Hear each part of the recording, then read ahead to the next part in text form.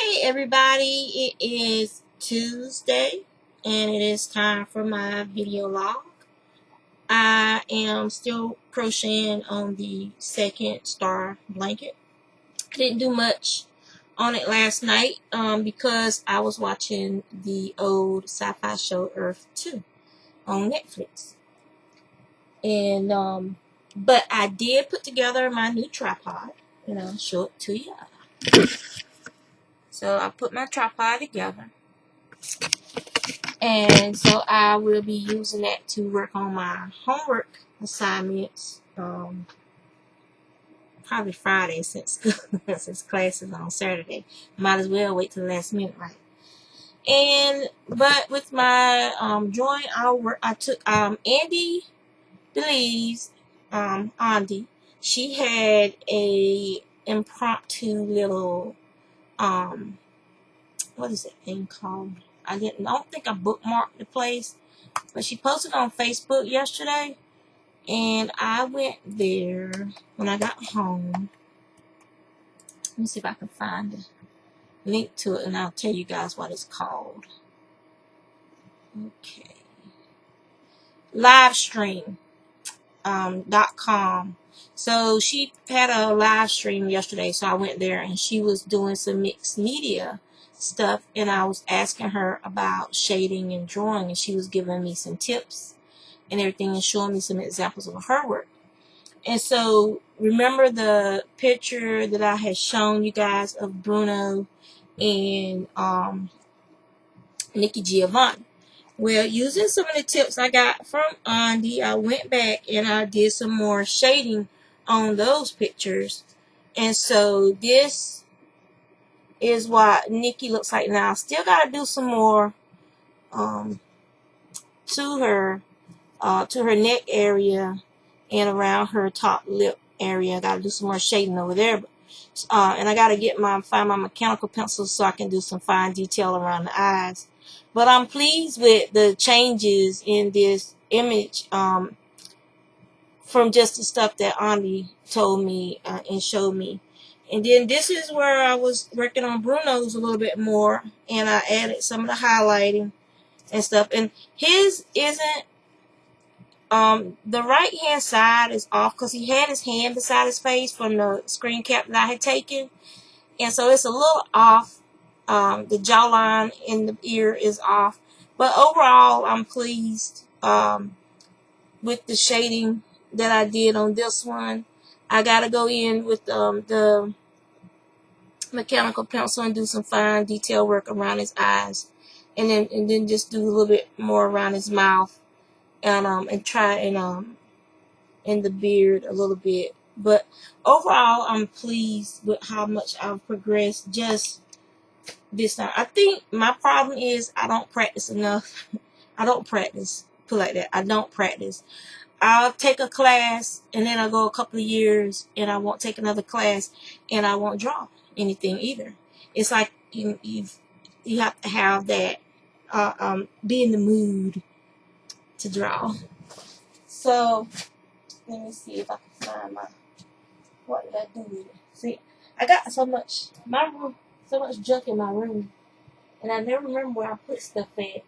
And there's a man stomping up the stairs, sounding like an elephant, coming home. Tomorrow is his birthday, y'all. He's gonna be 42 years old. I am not gonna be no 42. I'm gonna be 24 and spry. He's gonna be 42. And damn it, if I'm 42, he's 42. Ooh, that's pretty. What is that? It is a cappuccino cheesecake. Oh, what did you give the child? The child got nutty balls. Let me feed myself. See what I have to live with? Get your stuff and go to school. You're being bad. Oh, what did I do with it? I don't know where I put it at. Oh. I guess that's what happens when you have your own woman cave. You always misplacing stuff in your space because it's your space. So you move stuff around. You don't take note of where you put it. Okay, so now that I've had these tips, let me see. Now that I have these tips from Andy, and I have someone to watch over my development, I'm gonna redo this one on paper. Not this is cardstock. So I'm gonna redo this one and on paper so that I can erase and highlight and all that other stuff. So yeah. Other than that, I walked out to my what? Be gone, child, be gone. So I looked out in the backyard before I came inside, and garden looks fine. I didn't see any worms and stuff on my cabbages, Brussels sprouts, and broccoli and all that stuff. So I'm not gonna redust probably until this weekend. Then I'll dust. Or when I check again tomorrow, if it looks like anybody decided they want to come back and lay eggs on my stuff, then I'll dust. Just gotta kill that larva. And Peter can kiss my ass. So yeah, so I'm real happy about that. So I ordered the 24-inch reed for the loom, hoping that the actual wood part of the reed would be long enough to go all the way across. It's not. So I'm going to have to either, what I think I'm going to do is get longer screws for the area where the reed sits into the blocks. I'm going to get longer screws and add washers to the blocks until the blocks are out far enough that the reed will fit in it. And innovation, because it's an odd size, which makes me think that this was a custom-made loom to start with. It was a handmade loom to start with, and that the person probably actually used to have a wooden hand made reed that somebody made on, what do they call those things? A router. Used a router and made a custom reed for the person. And so yeah, so I'm gonna have to be innovative so I can use that frame and that reed that I got from them. The other thing I got, remember I told you guys that I love that paperback that Bruno has shown us, and so I got one ball of that, and I'm gonna make a hat with it. It's just so pretty. And this is single. This is a single. So it could be light fingering to sock weight yarn. It's and if you have real strong tension, you can actually, it probably be considered a heavy lace if you have a light tension. It's 396 yards. So it's plenty for a hat. And it says that it's 7 to 8 stitches equal 1 inch on number 1s to 3 needles, and 21 to 32 single crochet equal 4 inches on a B to E hook. So this is what it looks like. I love these colors. I really like these colors, and they're natural looking colors.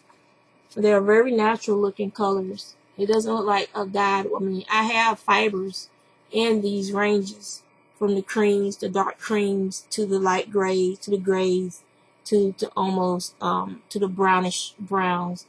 It's very, very. This is a very, very nice yarn, and it's very soft, very squishy. Lots of loft and cushion and spring in this. It bounces right back from being squished. So this is a really nice yarn. So this gotta be a special project. I might not even make a hat with it. I might, since it's 396 yards, I might look for something else to do with it.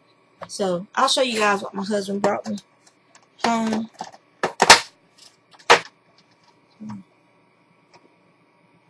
Isn't it pretty? So they probably, for his birthday at work, they probably gave him a coupon, some coupons or something. Oh, so Now, what can I rant to y'all about today? What can I rant about? So we don't did people's name on people and naming their children. We done did a rant about the pants things. And other people say that it's a myth about the, not having a belt and the pants hanging out meaning you're available. But I don't think it's a myth. I think that people want you to think that it's a myth. So let's see. What can we talk about today? Alright. This is probably going to be very controversial. But I don't care. Today we are going to talk about birth control, sex education, and young women and young men. I realize that people have their religious beliefs and things of that nature when it comes to the topic of sex. It can be very controversial. But I also believe that ignorance is the key for bad things to happen. Statistics show that most young girls and men become pregnant, and I say young girls and men become pregnant because the girl didn't get pregnant by herself. That pregnancy is not just her pregnancy. That pregnancy is also his because it took two to tango. So they become pregnant between the hours of 2 p.m. and 6:30 p.m. Statistics show that most teenage pregnancies occur between those hours of non-supervision, because that's usually the time when the kids get home from school till the parents get home from work.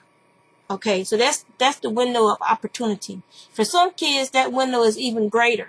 Some kids, it'll actually be between 2 p.m. to 8 or 9 p.m., especially in a single parent household where that parent might, and I say parent because in this day and time, you have just as many single parents who are male in this day and age as female, and people don't seem to realize that you have a lot of men today who are stepping up and who are taking care of their children, because the mothers are the ones that are in jail and prison and rehab and are unfit to take care of that child. So you do have a lot of young men and older men who have had to step into the role of being mother and father. And my props out to you. But what I'm saying is that is the one opportunity for these children to experiment with sex, drugs, and become pregnant.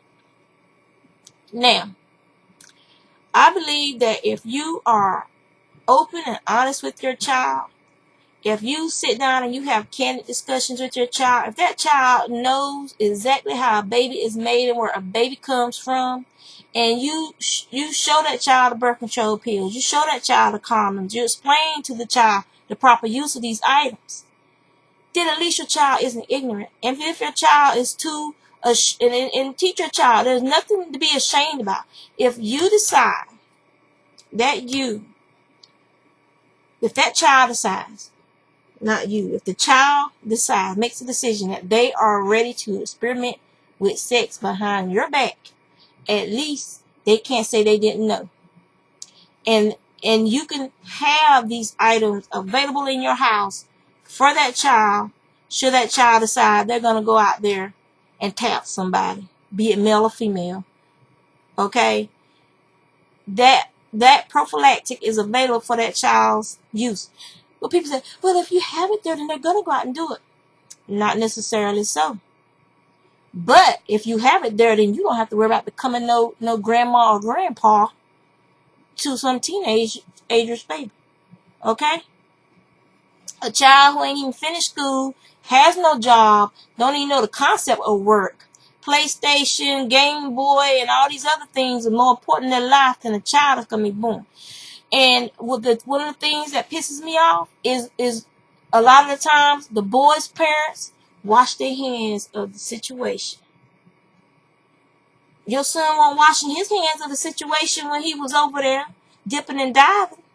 So while you washing your hands of the situation, now that girl belly swelling up.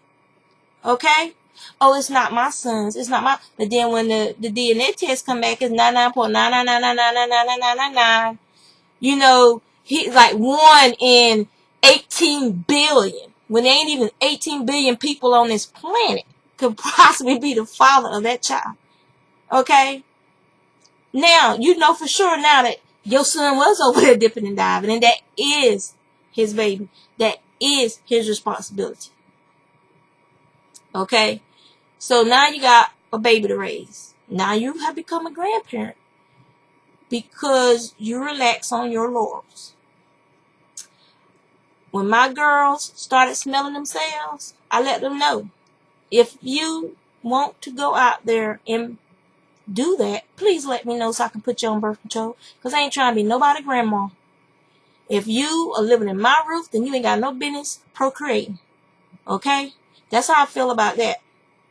My son he'll be 13 on his birthday.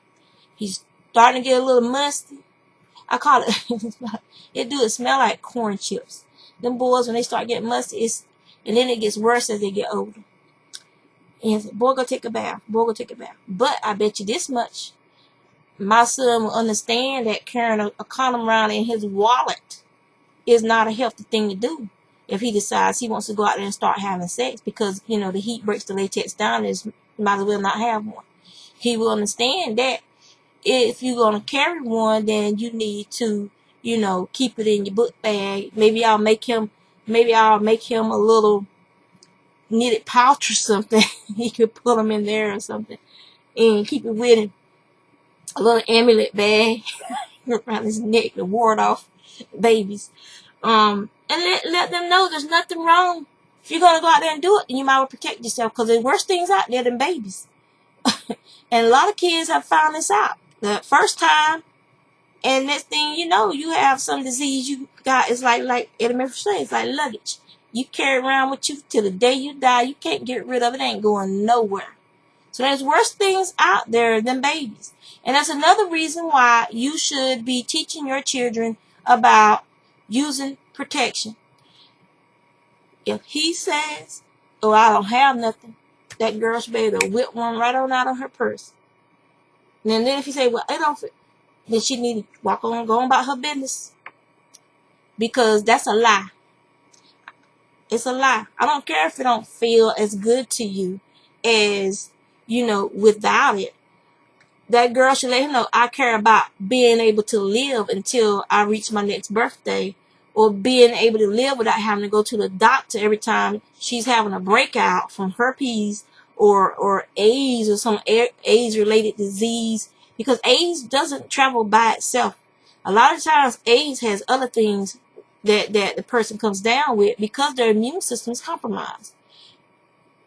I have no problems with my child going to sex education class and letting them show them pictures of what people look like with advanced syphilis. Show them pictures of the brain with advanced syphilis. Show them pictures of lungs with advanced cancers. Show them pictures of penises with advanced cancers, syphilis, gonorrhea, herpes, and other HPV and other diseases. Let these kids see that sex, it might feel good, but these are the consequences of unprotected sex. Let them see that there are consequences for their actions. And then they might think twice about going out and having sex before they are out of your house. And they might think twice about not using protection. So that's my rant for the day. Okay? As soon as my son even act like he's interested in girls, he'll be having that talk, not only with his father, but with his mother. And then we'll be going to the drugstore, and we'll be buying a couple of boxes to keep in the house, and I'll make him his little amulet bag, because I ain't trying to be nobody's grandmama. Don't come here crying boo-hoo and telling me, Mama, I'm pregnant, because I'm going to say, well, you have a job, you got somewhere to go, you got somewhere to live, because you can't stay here. Alright? That's how I feel about that. And so I've done what I had to do. I found my rant for the day, and I look forward to talking to you guys tomorrow. So, wish me luck on trying to get my homework done. It's not hard homework. It's just the fact that I just need to just do do the homework and stuff. So it's Natural Poetry Month, so feel free to research that and write you some poems and stuff. Today is Andy's birthday, so happy birthday, Andy. And to anyone who has a birthday in April, you stinking Aries, happy birthday, including my husband. His birthday's tomorrow. So happy birthday, guys, and enjoy this month. Be creative. Be creative with your hands. Be creative with your minds. And if you're a singer, you can be creative with your mouth and your voice, with the written word, speech. So y'all take care.